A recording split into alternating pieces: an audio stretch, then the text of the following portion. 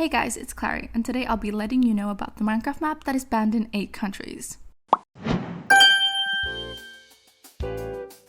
This Minecraft map has been developed to provide access to works that are censored in several countries. This project, known as the Uncensored Library, uses the in-game book feature to reveal information that is usually restricted in some governments. Upon entering the world, users are teleported to a huge virtual library. The library contains a central hub that outlines the project's objectives. In countries with strict media, citizens often face limitations on their access to facts and things they may need to know. The Uncensored Library uses the fact that these countries allow the Minecraft game to bypass these restrictions. On March 12th, the Uncensored Library was made available to the public. It hosts a collection of books containing articles written by journalists who have been subjected to censorship, punishment, and sometimes even murdered for the information they know. These articles are now accessible to users who download this map. The library is organized into 5 sections, representing Mexico, Russia, Vietnam, Egypt, and Saudi Arabia. Each section provides access to the works of local journalists and features representations of the censorship practices in those regions. For instance, the Vietnam section has a labyrinth. This is to symbolize how hard it is to get to the truth, while the Russian section features a kraken-like figure.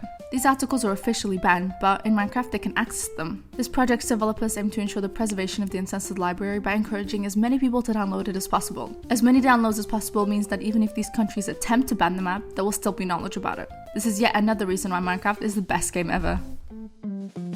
To download this map, you can head to the link in the description. Then click on the top left and head to downloads. Then all you have to do is click download on the map. You'll be redirected to Google Drive, but you just have to press download anyway there. When the download is complete, you'll just have to extract the folder to ensure you can use it. It may take a little while to extract, but once that's done, you can head to your server and drag the map into your files, or you can drag the map to your save section in the .minecraft folder.